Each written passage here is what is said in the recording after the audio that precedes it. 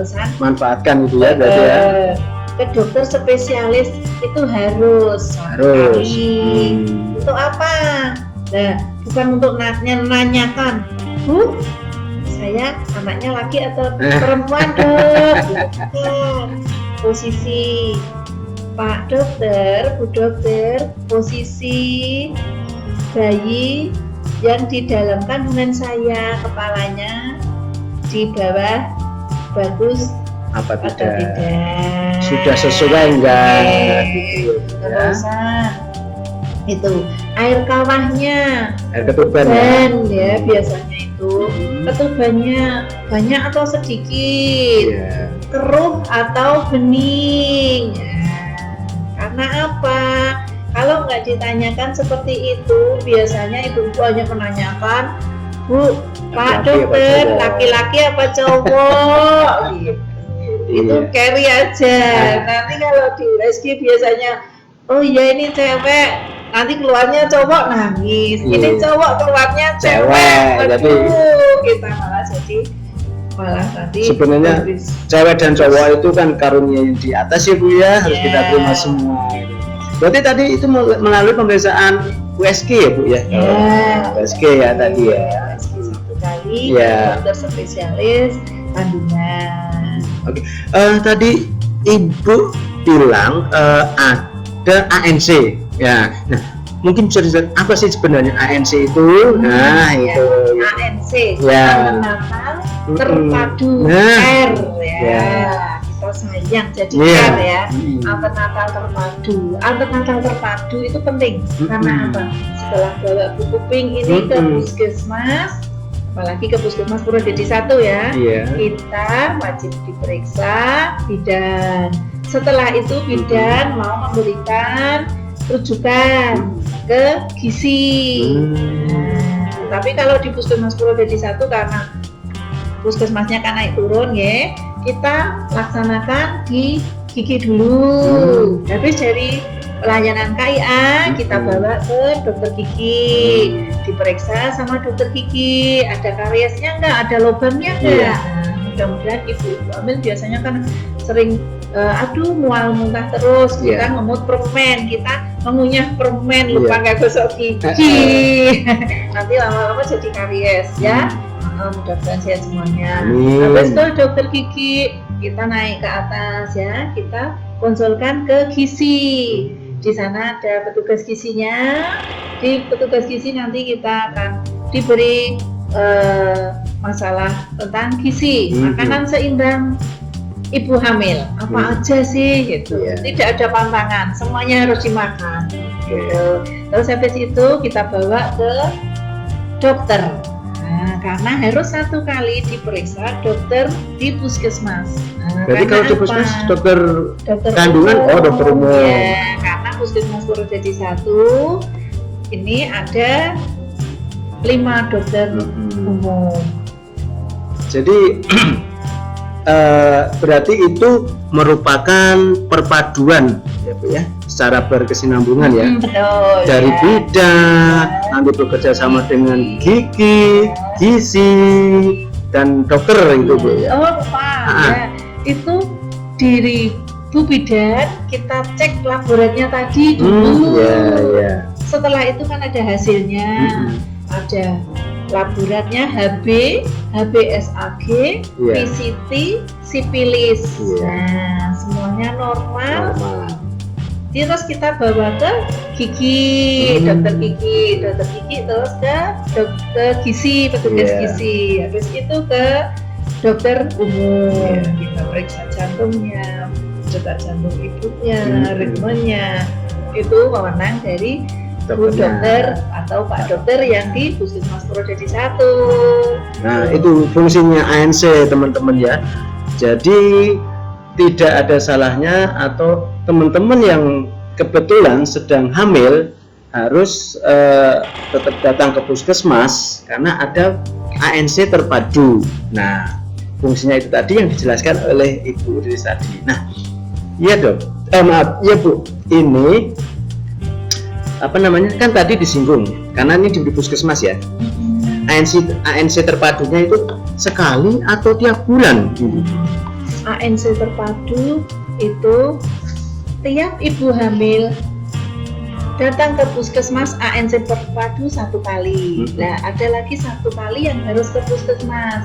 Berarti ibu selama hamil bisa ke puskesmas 2 kali kunjungan. 1 ANC terpadu tadi, cek laborat, ketemu Bu Dokter Gigi, ketemu petugas gizi, ketemu dokter umumnya. Terus di usia kehamilan trimester 3, hamil tua, dicek laborat lagi karena mau persiapan persalinan gitu. Jadi harapannya ibu hamil HB-nya 11, jangan sampai kurang. Berbahaya ya Bu ya. Bisa bersalin di puskesmas Purwodadi 1 itu yang di pojokan. Kalau di puskesmas Purwodadi 1 ya. Kalau enggak ya di klinik. Pokoknya terserah ibu-ibu yang mau hamil, yang mau bersalin di mana sesuai dengan hati masing-masing. Tapi tetap kan Bu, walaupun ANC di puskesmas gitu, tetap kan tiap bulan itu harus diperiksakan ke ibu bidan lah minimal gitu ya. Iya, karena apa? Tiap bulan itu kan ada posyandu. Nah, di masing-masing desa itu ada posyandu masing-masing. Di situ ada bidan desanya. Di posyandu itu, Bu Bidan Desa akan mencatat ibu hamilnya. Dan ibu hamil itu nanti ada kelompoknya 10 ibu hamil. Oh iya, yang usianya di atas 6 bulan sampai 8 bulan kita kumpulkan, ada 10 orang diikutkan di kelas ibu hamil. Gratis itu Bu? Gratis. Semuanya di bidan desa, nanti diperiksa, kita latih, kita sharing apa keluhannya dari ibu hamil tadi, kita pecahkan bersama ke bidan desa. Di situ juga ada bidan koordinatornya yang hadir, bidan pendampingnya. Biasanya kita akan memecahkan masalahnya ibu hamil kok biasanya capek-capek ataupun apa, mual-mual masih gitu, masuk di usia kehamilan trimester 3 masih ada yang mual-mual, itu juga ada karena capek sekali soalnya. Ibu hamil itu penting karena apa? Untuk menjaga bayi dan ibunya karena mau persalinan biar lentur jalannya. Jadi tidak harus operasi dan operasi. Biar lancar, normal gitu ya. Oh iya, karena kemudian kalau di puskesmas Bu ya rata-rata kan tidak ada dokter spesialis kandungan, ya kan? Boleh atau tidak, atau memang harus ke dokter spesialis kandungan itu tuh? Wajibnya itu ya ke dokter spesialis kandungan, karena ibu hamil itu kan ibu sehat. Kecuali ada yang ibu hamil dengan penyakit penyerta, sudah tahu ibu hamil itu jantung, sudah tahu ibu hamil itu ada kelainan di tubuhnya, tidak boleh hamil, tapi dia memaksakan diri hamil.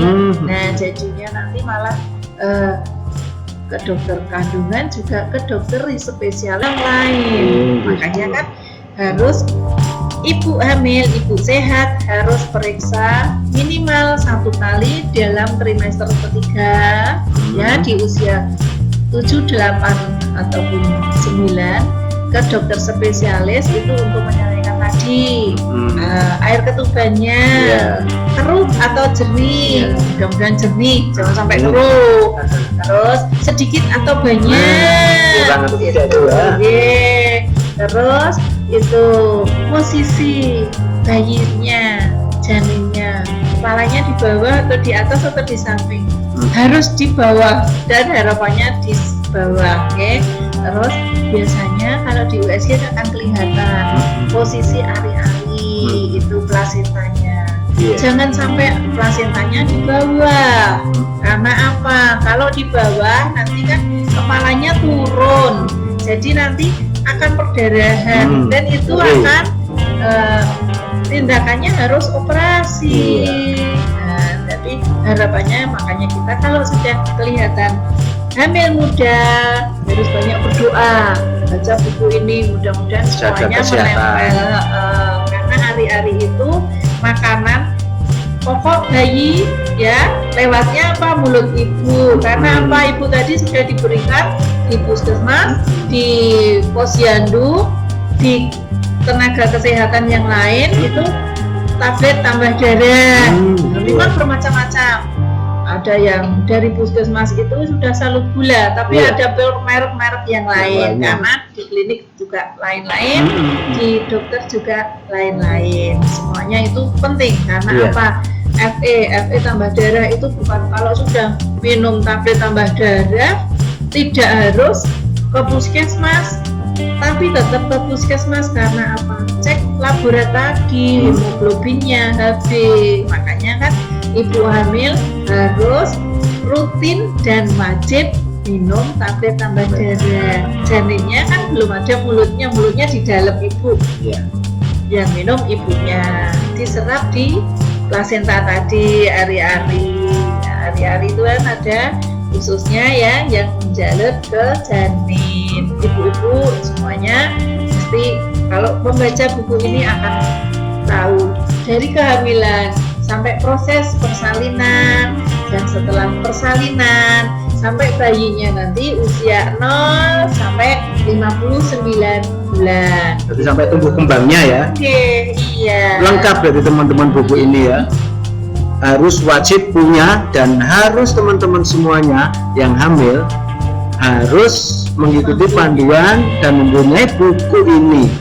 Ini untuk proses edukasi kita juga, edukasi untuk ibu-ibu yang sedang hamil juga ya Bu ya. Karena semuanya sudah dituangkan di sini semua Ibu ya, dari proses nol itu tadi ya. Nah, tadi Ibu sudah menyinggung tentang masalah obat, ya kan? Perlu nggak obat-obatan yang lain gitu ya? Tentunya. Boleh, karena apa? Kalak juga boleh, karena apa? Kalsium itu. Karena apa? Biasanya kalau di puskesmas kita juga kasihkan kalak, kalsium. Kalau di kelas ibu hamil di posyandu, tiap bidan kalau di puskesmas Purwodadi 1 itu dibawain dari kegiatan kelas ibu hamil. Semua ibu hamil akan diberi tablet tambah darah sama kalem ya. Karena apa? Untuk anak ibu kan ada 2, ibunya sendiri, janinnya. Nah ini dia tulang-tulangnya nanti setelah adiknya lahir, ibunya juga sehat, bayinya kuat. Karena apa? Nah obatnya besar memang, tapi kalau nggak mau kita jual lagi, kita bagi 2. Kalau nggak bisa nelan lagi kita gerus, tapi daripada digerus kita jual lagi jadi 4 atau dipatahin ya, patah gitu ya. Jadinya malah enak daripada digerus. Nggak terasa pahit gitu ya. Tujuannya itu teman-teman. Lalu ada nggak makanan-makanan yang dipantangkan atau karena kan gini, ibu hamil kan pada takut kayak gitu kan, apalagi nih kehamilan pertama gitu kan, pengennya hamil ini lancar sampai normal gitu. Nah makanya makanannya ada nggak pantangan itu Bu, makanan saat selama dia masih hamil itu? Ya makanan yang pantang sebenarnya tidak ada ya. Semuanya harus gizi seimbang, protein hewani, nabati, semuanya harus terserap di tubuh kita selama hamil. Tapi hati-hati ibu-ibu, sekarang kan banyak FE itu kan tablet tambah darah sudah tapi ibu makannya ini daun pepaya, uyup-uyup, jamu gendong itu kan. Nah itu dikurangin dulu, nanti setelah lahir baru kita buat lagi makanan godong ates apa itu tuh daun pepaya. Itu tuh biasanya akan menyerap ke kita lebih kuat, karena selama hamil nanti air ketubannya jadi keruh, jadi hijau kayak itu loh, kayak lumut. Nah ibu-ibu jangan sampai nanti enak, memang enak itu mau diosen, mau dibuat buntil gitu ya, itu stop dulu selama hamil. Nanti setelah bersalin baru kita gencor lagi, karena apa? Untuk memproduksi ASI-nya. Nanti kita lanjut yang itu, tapi untuk kehamilan makan gizi seimbang. Susu boleh, tapi harus makan dulu. Karena gizi seimbang sekarang kan enggak 4 sehat 5 sempurna.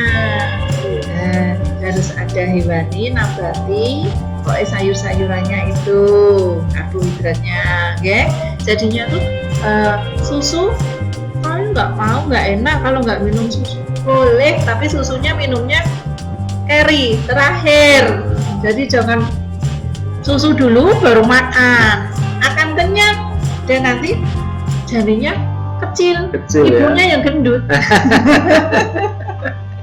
Iya. Asik ya teman-teman ya ngobrol sama Bu Bidan nih ya, koordinator Bidan ini. Wah, sebenarnya kalau ini pengen butuh waktu yang lama ya teman-teman ya untuk sharing tentang pengalaman ilmu kebidanan ini ya, ilmu tentang kehamilan ini ya Bu ya. Mungkin iya Bu, pesan-pesan ini ya, pesan-pesan buat teman-teman yang sedang hamil, untuk sekali lagi biar teman-teman paham gitu ya. Ibu-ibu yang hamil, selamat dengan kehamilannya. Jangan lupa datang ke puskesmas, datang ke posyandu untuk mempunyai buku pink ini. Karena apa? Kartu identitas ibu dan bayi wajib dimiliki dan dipegang dan dibawa oleh ibu hamil kemanapun juga. Karena ini register pencatatan dari ibu awal kehamilan sampai dengan ibu nanti mau melahirkan. Di sini akan terpapar beberapa macam riwayat ibu dari kehamilan pertama, hamil muda, sampai hamil trimester kedua pertengahan, sampai mau menjelang persalinan. Di sini akan ada pencatatan tentang laborat yang sudah diperiksakan oleh ibu-ibu semuanya. Karena apa? Kalau di Puskesmas Purwodadi 1 laborat lengkap masuk ke ANC terpadu. Ibu-ibu harus datang ke puskesmas minimal 2 kali ANC terpadu dan 1 kali ibu-ibu nanti di kehamilan tua dicek laboratnya. Selamat ibu-ibu, mudah-mudahan semuanya bisa lahir sehat, bayinya selamat, ibunya, bapaknya juga keluarganya senang, bahagia gitu. Terima kasih. Iya. Mantap sekali teman-teman. Iya Ibu, ini sementara kita cukup sampai di sini dulu Bu ya. Sebenarnya masih pengen ngobrol lagi nih Bu ya. Mungkin iya, karena kesibukan Ibu ini juga sedang sibuk ini pokoknya. Tapi terima kasih Ibu sudah meluangkan waktunya mampir di Orsan ke sini Ibu ya. Oke, sekali lagi teman-teman, ambil manfaatnya dari video ini. Semoga video ini sangat bermanfaat untuk teman-teman semuanya. Akhir salam, wabillahi taufiq wal hidayah. Wassalamualaikum warahmatullahi wabarakatuh.